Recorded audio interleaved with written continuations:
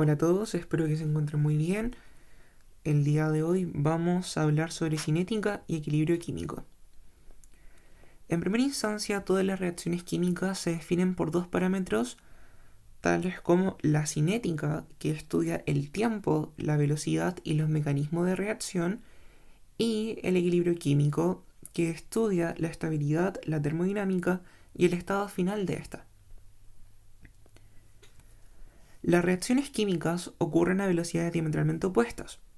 Por ejemplo, tenemos los explosivos que pueden ser por peróxido de hidrógeno, donde las reacciones suceden a velocidades extremadamente rápidas, o el caso de la oxidación del hierro, que puede durar inclusive años.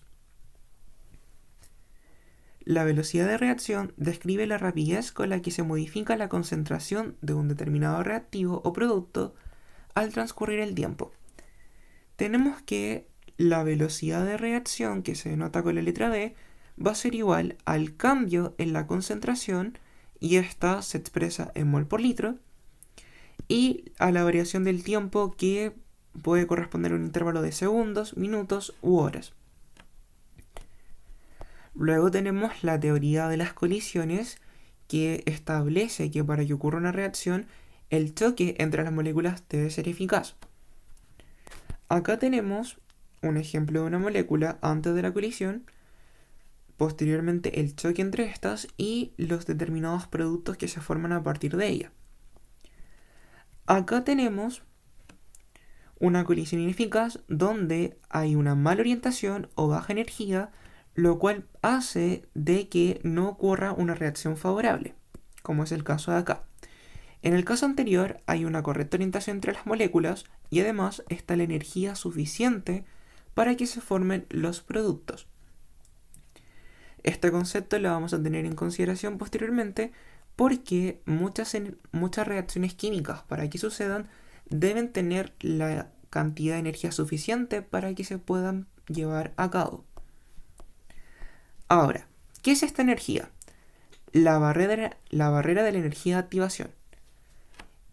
Incluso las reacciones altamente exotérmicas, aquellas que liberan calor, necesitan un empujón inicial para romper los enlaces originales.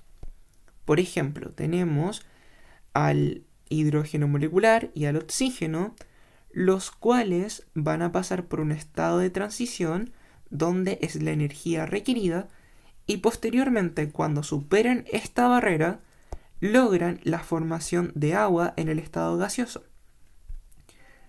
Acá, como podemos ver, tenemos que la entalpía es igual a menos 486.3 kJ, y como habíamos visto anteriormente en el capítulo de termoquímica, si el símbolo es negativo es porque la reacción es exotérmica y libera calor. Ahora, ¿qué factores son importantes en la velocidad de una reacción?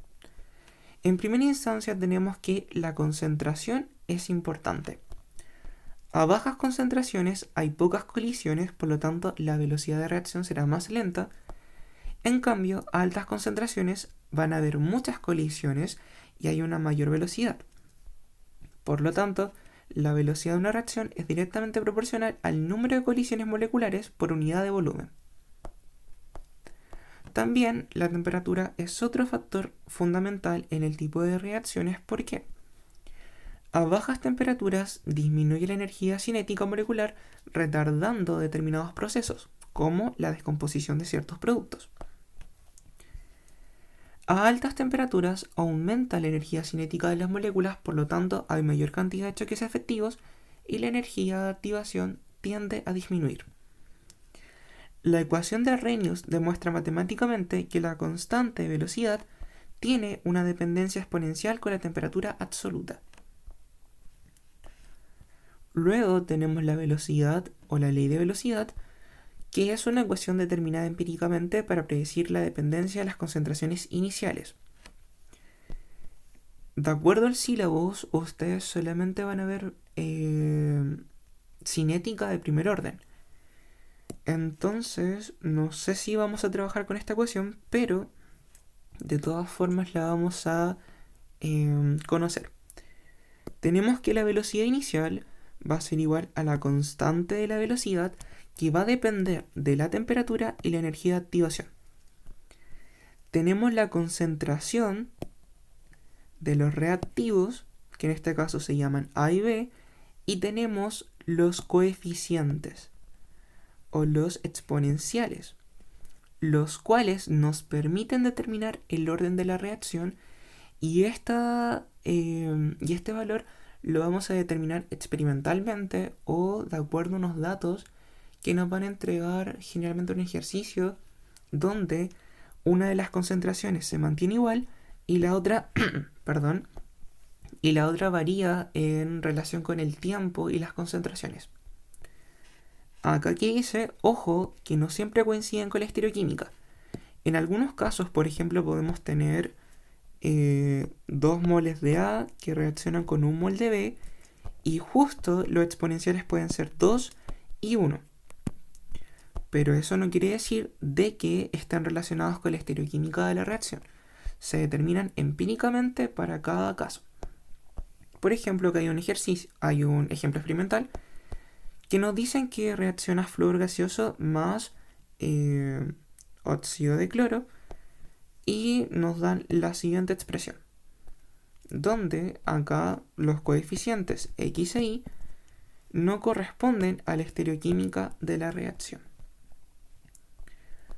Acá está que la cinética de primer orden, uno de los objetivos supremos de la cinética es obtener una ecuación que se exprese la concentración de un reactivo en función del tiempo exacto. Con la forma integrada de la cinética podemos predecir exactamente cuánto reactivo quedará después de un tiempo específico, que es algo que vamos a determinar luego con los ejercicios que tenemos al final.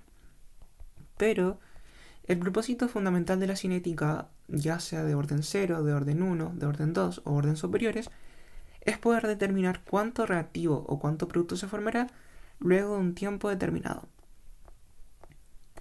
Ahora vamos a ver la cinética. No todas las reacciones son un cambio de ida. Algunos pueden ser una reacción que vaya hacia los productos y otros casos que sea favorable hacia los reactivos. El equilibrio químico corresponde a un estado dinámico donde la velocidad de formación de productos iguala exactamente a la velocidad de formación de reactivos. A nivel macroscópico parece que todo se ha detenido, pero a nivel molecular es un viaje perpetuo.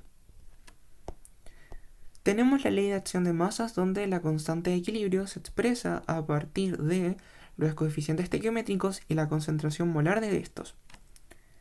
Tenemos que para cualquier ecuación dada, ya sea 2 moles de A más 1 mol de B que dé 3 moles de C, la constante de equilibrio va a ser igual a la concentración de los productos, que en este caso sería la concentración de C, elevado a su coeficiente estequiométrico, sobre la concentración de los reactivos elevado a su coeficiente estequiométrico, y de esta forma podemos determinar la constante de equilibrio de la reacción. Por ejemplo, acá tenemos la formación de amoníaco a partir de nitrógeno molecular más hidrógeno gaseoso que forma amoníaco. Tenemos los productos que van a estar elevados a sus coeficientes, los reactivos elevados a sus coeficientes, y cada está definida en términos de actividades, proporción entre concentración, presión y un valor estándar, que puede ser un molar o una atmósfera. Nosotros vamos a estar trabajando solamente en molaridad, puesto que como no vieron gases, no creo que trabajen en atmósferas. Y por consiguiente, el valor de la constante de equilibrio es adimensional. Ahora, ¿cómo yo sé cuándo se va a favorecer la reacción hacia los productos o hacia los reactivos? A partir de lo siguiente. Cuando K es menor que 10 elevado a la menos 10, o el delta G es mayor a 60, se favorece hacia los reactivos.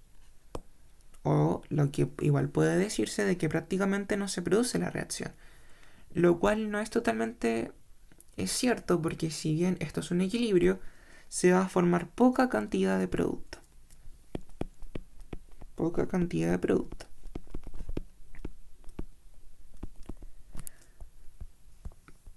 Por otro lado, tenemos que una reacción favorece a los productos cuando K es mayor a 10 elevado a la décima o el delta G es negativo. Acá se dice que la reacción es completa. Ahora vamos a ver los equilibrios homogéneos. Cuando todas las especies están en la misma fase, por ejemplo el estado gaseoso, la constante puede expresarse mediante presiones parciales aprovechando la ley de los gases ideales. Esta es una expresión que nosotros podemos utilizar cuando trabajamos con gases, lo cual nos da esto. Sin embargo, como nosotros no estamos trabajando con gases, nuevamente no creo que utilicemos esta ecuación. La ecuación que sí nos importa es esta. La constante de concentración, donde es exactamente lo mismo que habíamos visto para la constante de equilibrio. Se expresan las concentraciones de los reactivos elevadas a sus coeficientes estequiométricos sobre la de los reactivos. Y bueno, si quieren conocer también la constante de presión, la constante de presión va a ser igual a la constante de concentración por la constante de los gases, la temperatura y la diferencia entre el número de moles, que van a ser los productos menos los reactivos. Luego tenemos los equilibrios heterogéneos. Y acá hay una regla súper importante. Aquellos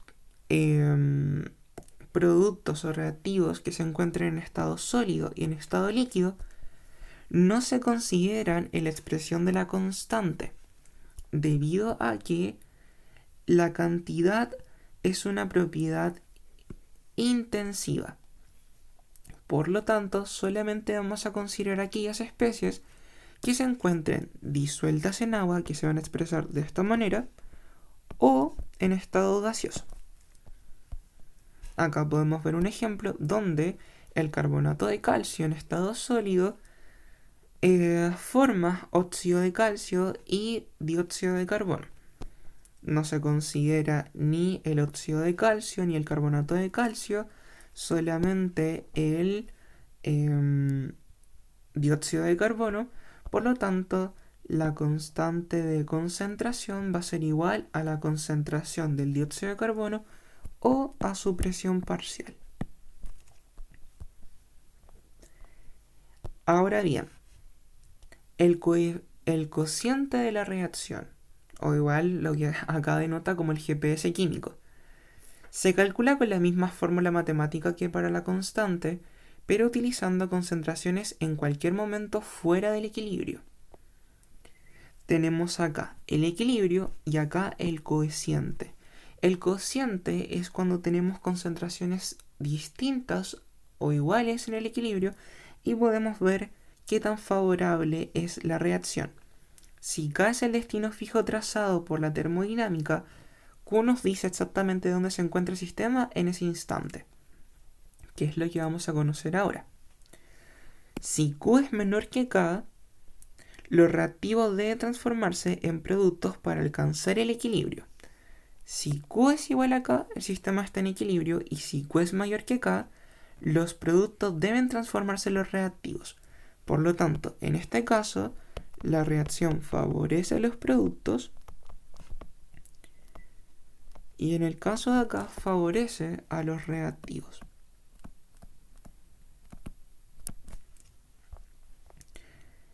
Ejemplo, tenemos hidrógeno molecular más yodo gaseoso, el cual forma yoduro de hidrógeno. Si la constante de concentración o constante de equilibrio es igual a 54.3 y calculamos un cociente de reacción igual a 1, como Q es menor que K, el sistema avanza hacia los productos y se favorece la formación del ácido hídrico. Ahora, ¿qué es lo que sigue? Los equilibrios múltiples. Cuando los productos de una reacción son los reactivos de la siguiente, el sistema forma una reacción global. Esto quiere decir de que podemos sumar las reacciones tal como lo hacíamos en termoquímica cuando ocupábamos la ley de Hess y teníamos, por ejemplo, hidrógeno gaseoso más, no sé, amoníaco, y acá podíamos tener amoníaco y acá oxígeno, y podíamos simplificar esta con esta, y la reacción global iba a ser la suma entre estos dos. Acá pasa exactamente lo mismo, y la constante neta va a ser la multiplicación de la constante 1 por la constante 2. Ahora tenemos el principio de Le Chatelier. Este principio se va a ampliar demasiado porque explica cuándo una reacción se puede ver favorecida. Si un sistema en equilibrio es sometido a una perturbación externa, como la temperatura, la presión o cambios de volumen, el sistema se desplazará en la dirección que minimice o contrarreste dicha perturbación hasta restablecer un nuevo estado de equilibrio. Acá nos dice que los cambios de presiones, temperatura y concentración hacen que el sistema se perturbe y indique o lo conduzca hacia un determinado estado. Acá tenemos una síntesis donde la cinética explica qué tan rápido se lleva a cabo, considera la constante de velocidad, el mecanismo de reacción y la energía de activación y el tiempo. Por otro lado, el equilibrio es hasta dónde se lleva a cabo la reacción, ya sea reactivos o productos, la constante de equilibrio, la termodinámica y energía libre, y las concentraciones finales independientes del tiempo. Acá podemos ver como todo en su conjunto, donde tenemos los reactivos, se supera la energía, que es la energía de activación para la formación de los productos. Acá hablamos de energía libre o de Gibbs, que está relacionada a la termodinámica. Creo que energía libre de Gibbs nosotros no vimos en termodinámica, pero la energía libre de Gibbs se calcula a partir de la entropía menos la entalpía. Pero eso es algo que a lo mejor van a ver en química orgánica. Y podemos ver cómo todo esto se va favoreciendo esta reacción y permite que se desplace hacia los productos. Y bueno, igual por si quieren conocerlo, acá vemos que los reactivos están sobre los productos. Cuando tengan un diagrama de energía de Gibbs, si esto está de esta forma, esto quiere decir que se favorece la formación de los productos. Pero si su diagrama es de la siguiente manera,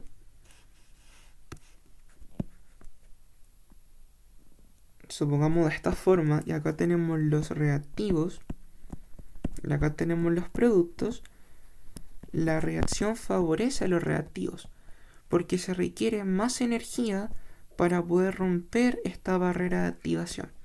En cambio, en este caso, se requiere menos para romper la barrera. Pero como les digo, eso a lo mejor lo van a ver en química orgánica, porque hay una unidad que habla de esto, así que a lo mejor lo van a ver en ese momento. Y bueno, ahora lo más importante, que son los cálculos. En primer lugar vamos a calcular la velocidad de formación del nitrógeno molecular a partir de 0.26 molar de amonio y 0.080 molar de el ion nitrato. La constante de velocidad de la reacción es de 3 por 10 elevado a la menos 4. Bueno, a mí me gusta escribir más con azul.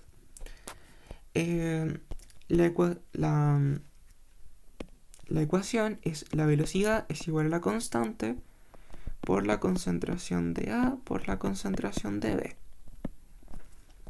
Siendo A y B los reactivos los reactivos de la ecuación. Entonces, la velocidad va a ser igual a la constante, que es igual a 3.0 por 10 elevado a la menos 4.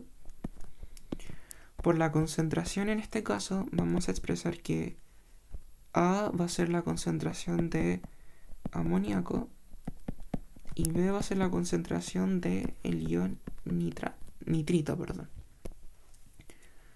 Entonces, la concentración de amoníaco era 0.26 y la de nitrito es 0.080. Por lo tanto, la velocidad de formación del nitrógeno molecular es igual a 6.24 por 10 elevado a la menos 6 molar sobre segundo. Y si lo tuviéramos que expresar con las cantidades de cifras significativas correspondientes, sería 6.2 menos por 10 elevado a la menos 6 molar sobre segundo.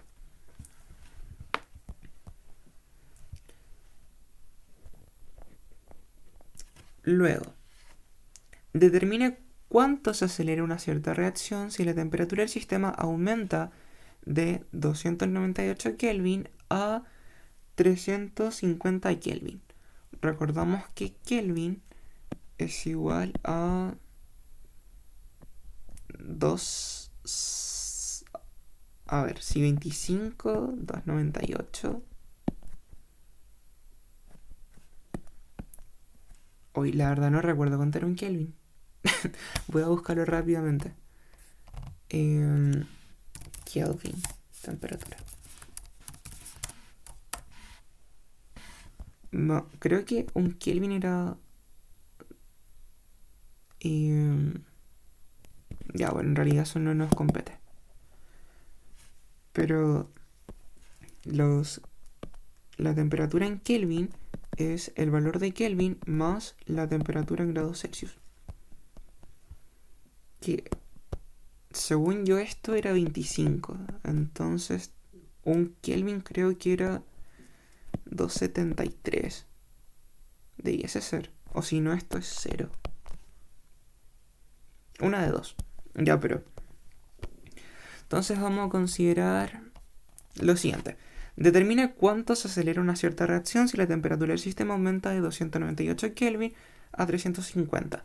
Considera la energía de activación de 50.2 kJ sobre mol y la constante de velocidad de 3.46 por 10 elevado a la menos 2 segundo a la menos 1. Y nos dan como la constante de los gases 8.314 Joule sobre mol sobre Kelvin. Por lo tanto, la ecuación es la siguiente, la ecuación de Arrhenius. El logaritmo natural de la constante 1 sobre la constante 2 es igual a la energía de activación sobre la constante de los gases por la temperatura 1 menos la temperatura 2 por la temperatura 1 por la temperatura 2.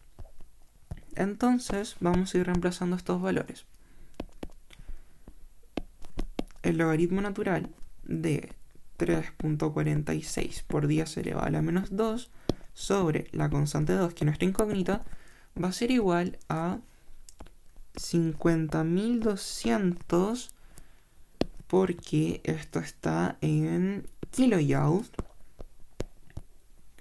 sobre 8.314, 298 menos 350 por 298 por 350. En este sentido, si reemplazamos, si desarrollamos toda la expresión, nos queda de la siguiente manera: por la constante 2 igual a 3 menos 3.0.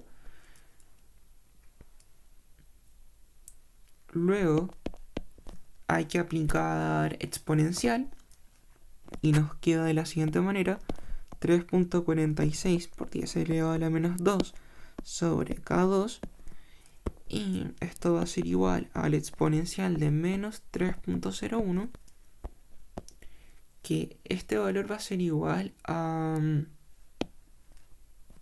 0.0492. Si nosotros reordenamos esta expresión, nos va a quedar que la constante 2 va a ser igual a 3.46 por 10 elevado a la menos 2 sobre 0.0492. Esto va a ser igual a 0.702 segundos a la menos 1. Entonces, ¿qué quiere decir esto? El sistema aumentó su temperatura. Por lo tanto, al aumentar la temperatura, la constante de velocidad se multiplicó por un determinado valor y eso aceleró la velocidad de reacción. Porque tenemos que la primera velocidad era esta y ahora podemos ver de que es mucho mayor que la primera. Por lo tanto, la velocidad se aumentó o aceleró con respecto al aumento de la temperatura. Voy a pintar esto en amarillo para que sepan de que este valor provino de aplicar exponencial a menos 3.01. ¿Y por qué aplicamos exponencial? Porque queremos eliminar el logaritmo natural.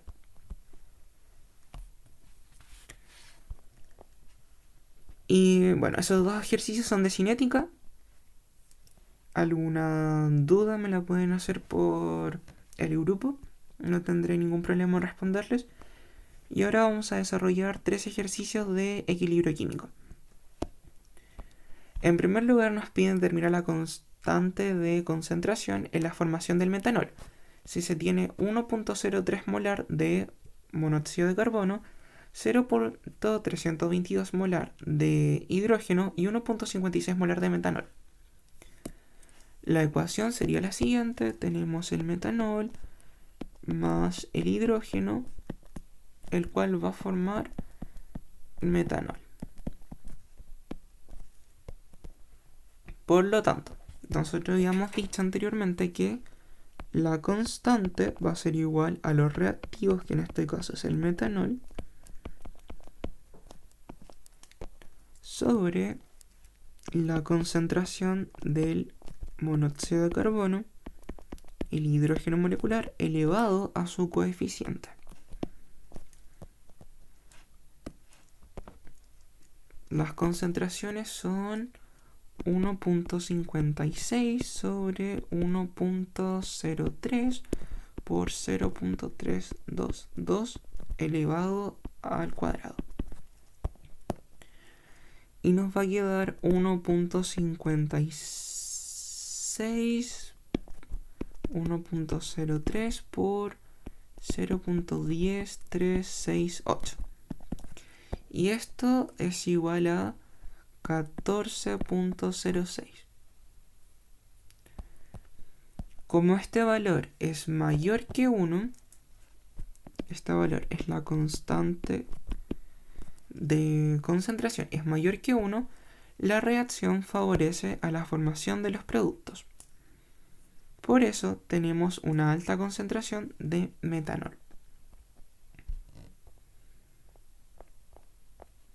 Luego, determina la concentración de hidrógeno en la formación de 2 molar de amoníaco cuando se reacciona con 0.015 molar de nitrógeno molecular. La constante de formación es de 1.8 por 10 elevado a la cuarta. Por lo tanto,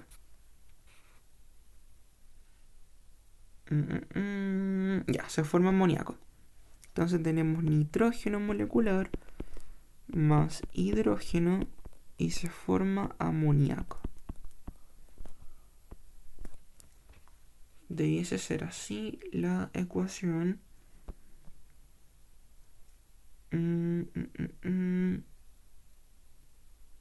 No, porque es amoníaco. Esto es amonio. Ahí está. Nitrógeno. Ya. Entonces, tenemos que la constante de formación va a ser igual a la concentración del amoníaco elevado al cuadrado sobre la concentración de nitrógeno molecular, hidrógeno al cubo. Nuestra incógnita es la concentración del hidrógeno. Entonces, esto va a ser igual a 1.8 por 10 elevado a la cuarta igual a la concentración del amoníaco, que es igual a 2.00 al cuadrado sobre 0.015 por nuestra incógnita al cubo. Si nosotros despejamos esta expresión, nos queda que la concentración del hidrógeno va a ser igual a 4.00 sobre 0.15 por 1.8 por 10 elevado a la cuarta.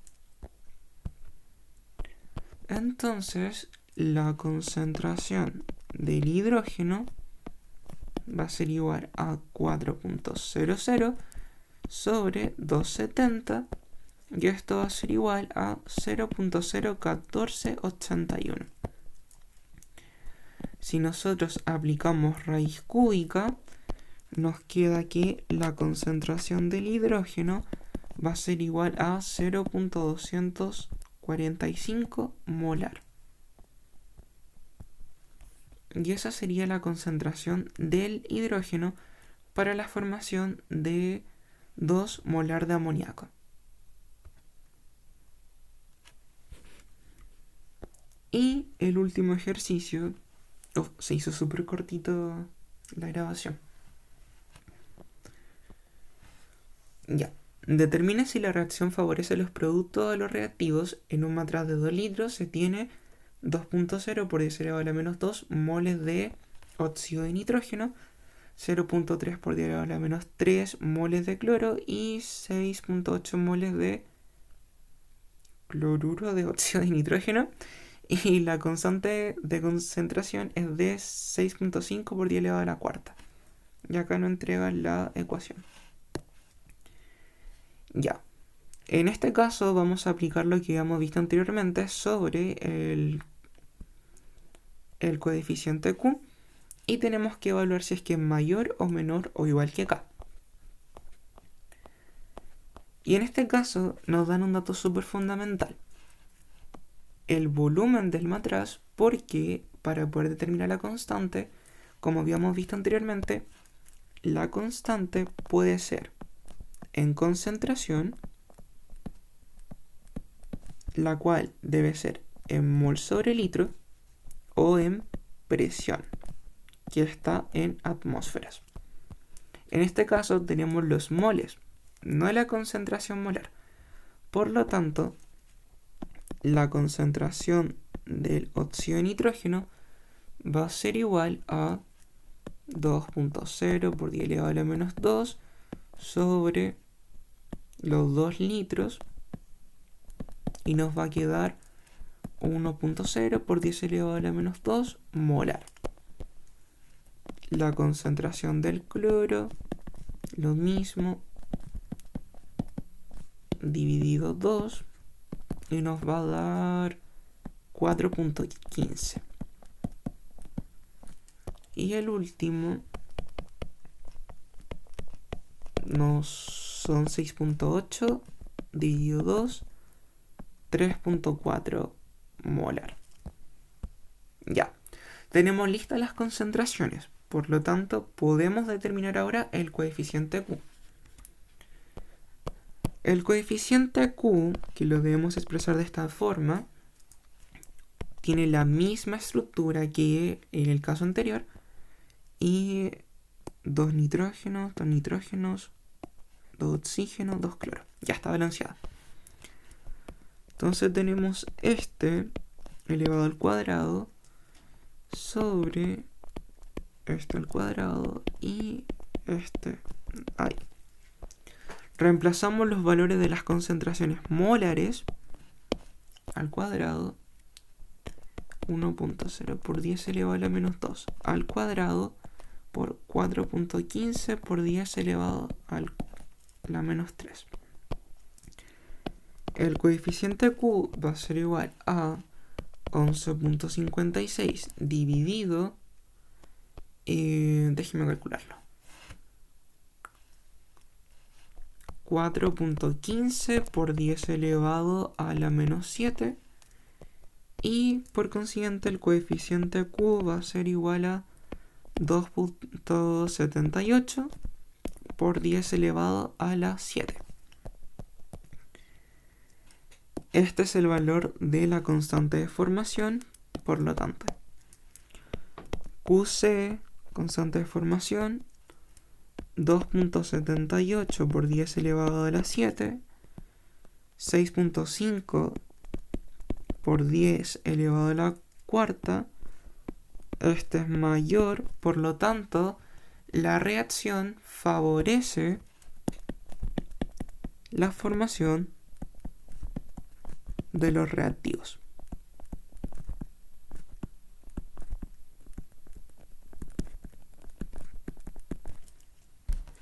Y eso sería todo por la clase de hoy. Fue cortita. Si queda alguna duda me lo pueden comentar.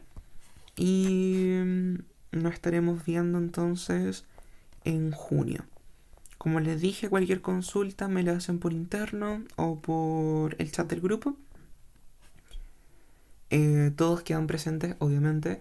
Y voy a quedar pendiente con lo que les había comentado al inicio. Que como solamente ven cinética de primer orden, no sé si tienen que determinar estos coeficientes en algún ejercicio. En caso de que sea de esa manera, cuando veamos equilibrio químico de ácidos bases, ahí lo vamos a hacer.